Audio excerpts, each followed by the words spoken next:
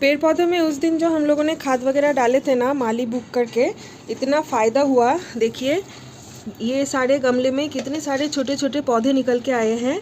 ये ना मैंने एक्चुअली मिर्ची का बीज डाली थी तो ये मिर्ची का पौधा आ ही नहीं रहा था। फर्टिलाइज़र वगैरह डालने के बाद फाइनली कितने सारे पौधे आ गए हैं दोनों गमले में।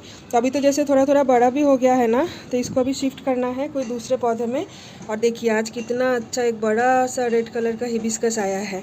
और मम्मी यहाँ पे अभी सारे पेड़ पौधे में पानी भी डाल रही है। ये देखिए वर्धमान का जो ये बरगद का पौधा छोटा सा मैं ले आके यहाँ पे गमले में प्लांट की थी, वो भी कितना हरा भरा एकदम हो गया है ना। कितने सारे नए नए पत्ते आए हैं। यहाँ पे एक नया पत्ता दोबारा आ रहा है। और तुलसी का भी ट्रिमिंग वगैरह हुआ था, तो सारे पेड़ पौधे एकदम देखने लायक हो गया है।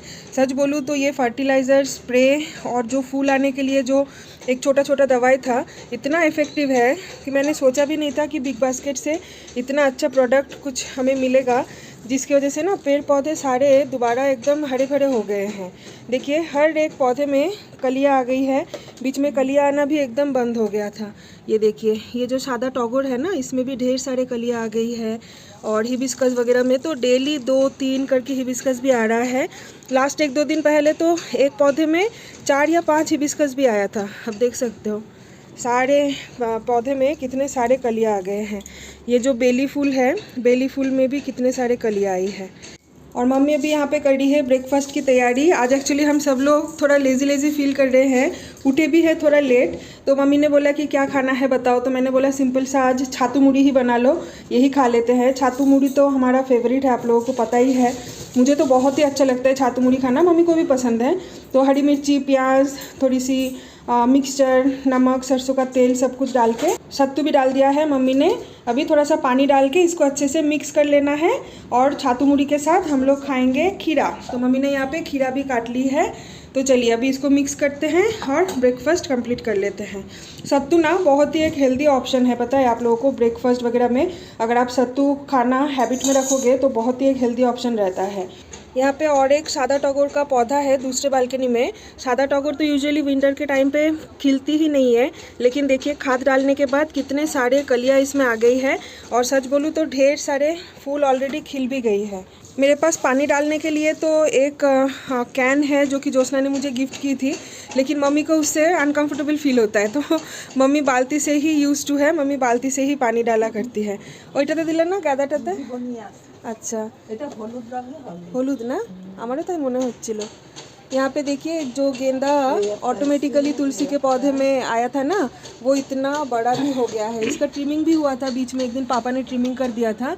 और देखिए ढेर सारे कलियाँ भी आ गई है, हर एक ब्रांचेस में कलियाँ आई है। तो हम लोग जस्ट ईगरली वेट कर रहे थे कि पता नहीं ये ऑरेंज कलर का फ्लावर आएगा या येलो कलर का। तो मम्मी बोल रही है कि इसमें येलो कलर का ही फ्लावर आने वाला है। ये देखिए,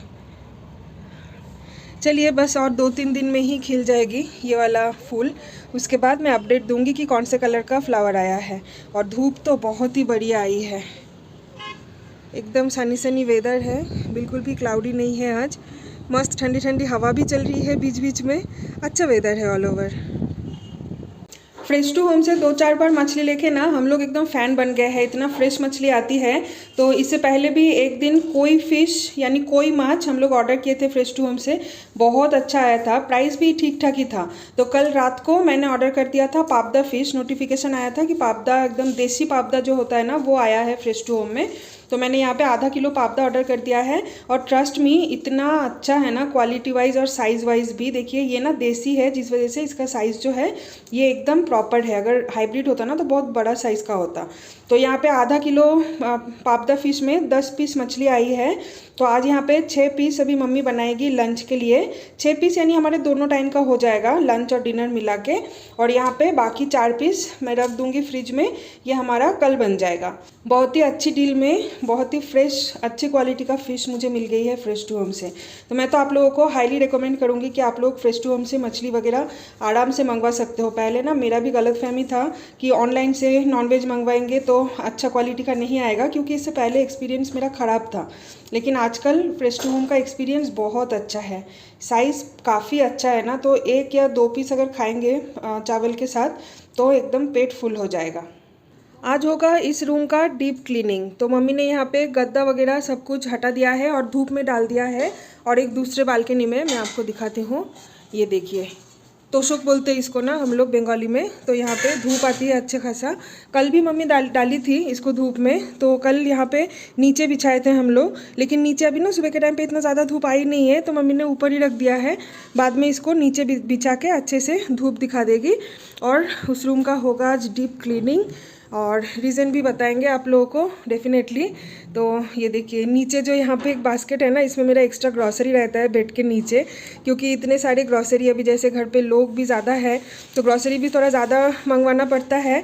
तो जो जो डब्बा मुझे नहीं मिलता है रखने के लिए, तो मैं बेड के नीचे एक गमला में रख देती हूँ। जब जब टाइम आता है इसको निकालने के लिए, यहाँ से निकाल के मैं किचन में इसको डाल देती हूँ डब्बे में।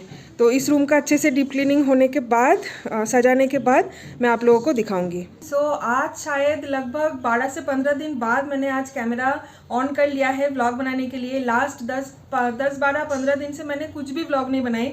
मिनिमम 12 से 15 दिन तो होगा ही होगा। इवन मैं भूल भी गई हूँ कि कितने दिन से मैंने व्लॉग नहीं बनाए। और उसके पीछे ढेर सारे रीजंस हैं। आप लोगों के ढेर सारे कमेंट्स आ रहे थे, डीएम्स आ रहे थे कि व्लॉग क्यों नहीं आ रहा है, क्या आपकी डिलीवरी हो चुकी है जिस वजह से आप बिजी हो बच्चा को लेके, इसलिए आप व्लॉग नहीं डाल रहे हो। तो ऐसा कुछ नहीं है, बेबी अभी भी मेरे टमी में ही है। बेबी आने में थोड़ा और टाइम बाकी है, बस थोड़ा सा ही टाइम बाकी है। अभी तो डेज़ में काउंटडाउन स्टार्ट हो गया है। तो बस यही है बात कि डिलीवरी तो नहीं हुई है, लेकिन हाँ बीच में ढेर सारे चीज़ें हमारे फैमिली के साथ हो रहा था, जिस वजह से व्लॉग बनाने का बिल्कुल मूड तो था ही नहीं। इवन मैं बनाई भी नहीं थी। तो सारी चीज़ें आज इस व्लॉग में मैं आप लोगों को शेयर करूंगी। शायद थोड़ा सा ये लंबा हो सकता है, जिन लोगों को बोरिंग लगेगा वो लोग स्किप भी कर सकते हो, और जिन लोगों को इंटरेस्ट है मेरे लाइफ के लिए वो लोग प्लीज़ एंड तक बने रहिए। तो बात यही है कि लास्ट जो व्लॉग आप लोगों ने देखे थे, जिस दिन हम लोग मार्केटिंग करने गए थे HAL मार्केट में, फ़िश वगैरह खरीद के लेके आए थे। कौन सा फ़िश था, हिल्सा फ़िश। तो उसके बाद आज मैं ये व्लॉग बना रही हूँ। और बीच में उसके नेक्स्ट दिन तो जैसे मम्मी का बर्थडे वगैरह था, लेकिन बर्थडे हम लोग कुछ भी सेलिब्रेट नहीं किए।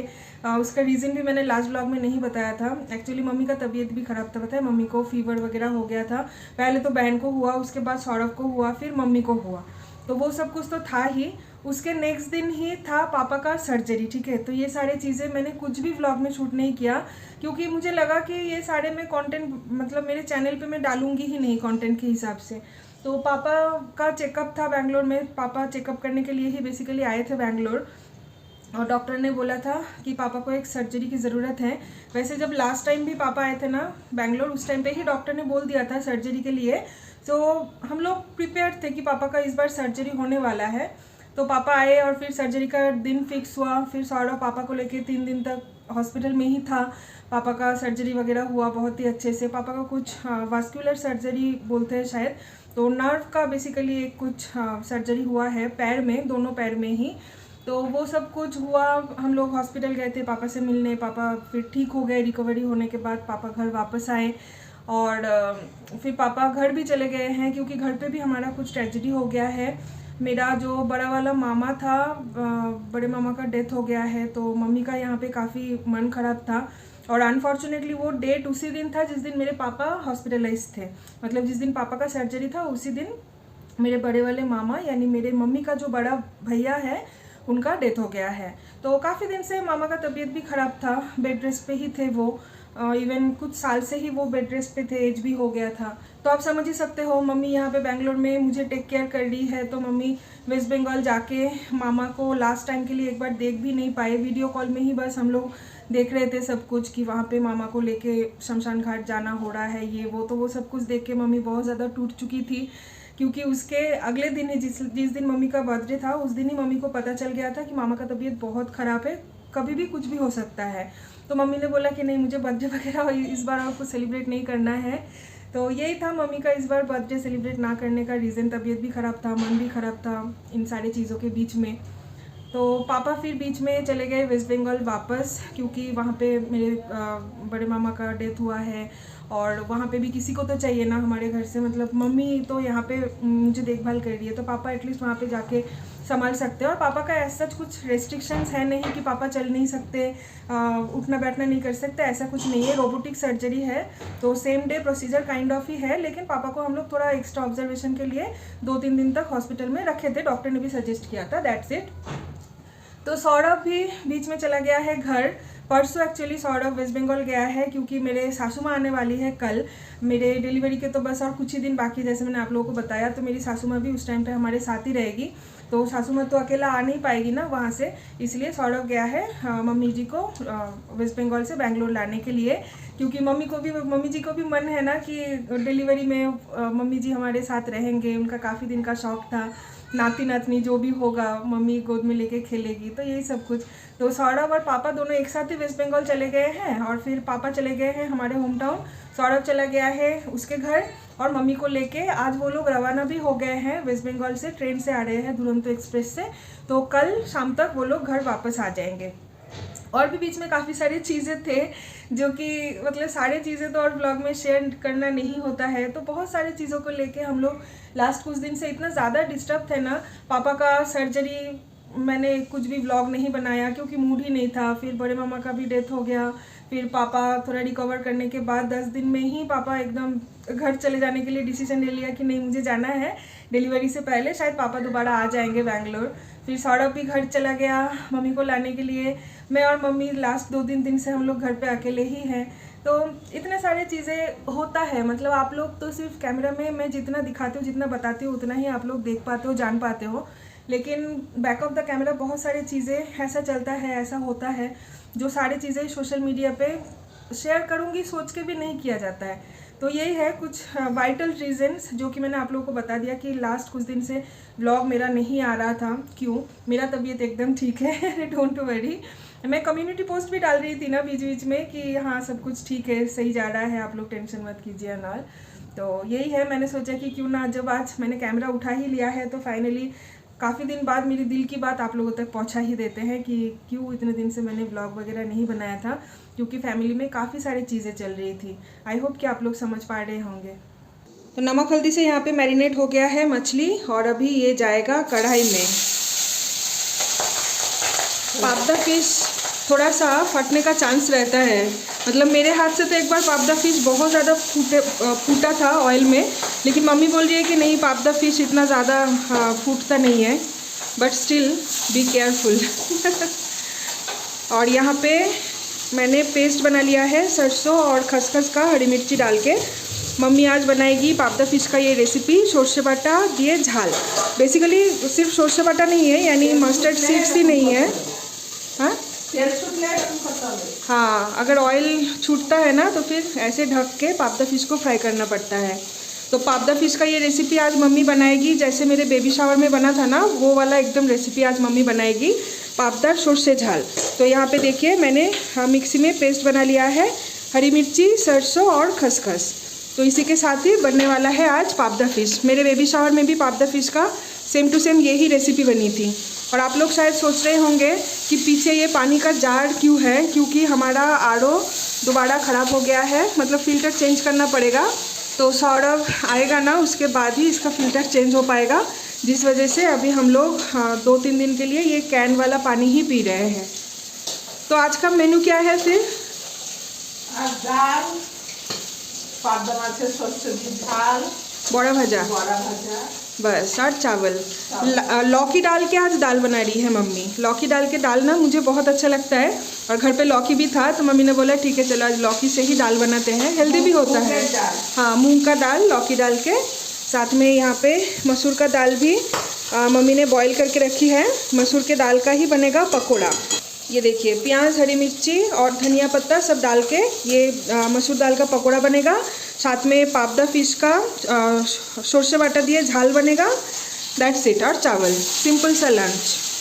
तो ये है लंच, लौकी डाल के मूंग का दाल, साथ में है ये धनिया पत्ता, प्याज और मसूर दाल का पकोड़ा। ये दाल और पकोड़े का कॉम्बिनेशन ना बहुत ही ज़बरदस्त लगता है। और यहाँ पे है पापदा माছের झाल, ये देखिए। तो पहले दाल और पकोड़ा से थोड़ा सा खाना खा लेते हैं, फिर पापदा फिश खाएंगे। हम लोगों ने ना हमारे मास्टर बेडरूम का एक छोटा सा मेकओवर भी किया है, तो वो मैं बाद में कभी एक ब्लॉग में शेयर करूंगी। आज कैमरा का एंगल वगैरह सब कुछ थोड़ा डिफरेंट लग रहा है ना। जी हाँ, मुझे पता है। तो देखिए बेड हमारा इस साइड में आ गया है, तो इसके ऊपर में ना मैं एक अलग ब्लॉग बनाऊंगी, ठीक है। तो यही है बात। इसके पीछे जो रीज़न है वो भी यही है कि जूनियर आने वाला है, तो वो आने से पहले हम लोगों को फुल प्रिपेयर रहना ही पड़ेगा। सारे चीज़ों को ऑर्गेनाइज करना पड़ेगा, प्लानिंग प्लॉटिंग करनी पड़ेगी कि किस चीज़ को कहाँ पे कैसे सेटअप करें।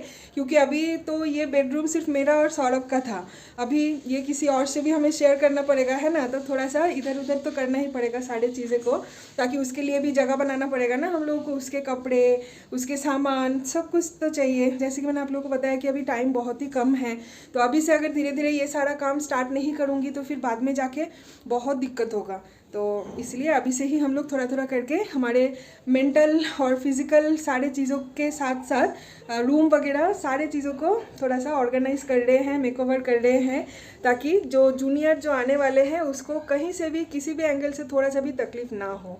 तो चलिए इस व्लॉग को अभी पेंट करते हैं और कल मिलेंगे सुबह सुबह और एक फ्रेश नए व्लॉग के साथ। Till then do like, comment, share and subscribe to my channel. Bye bye, take care.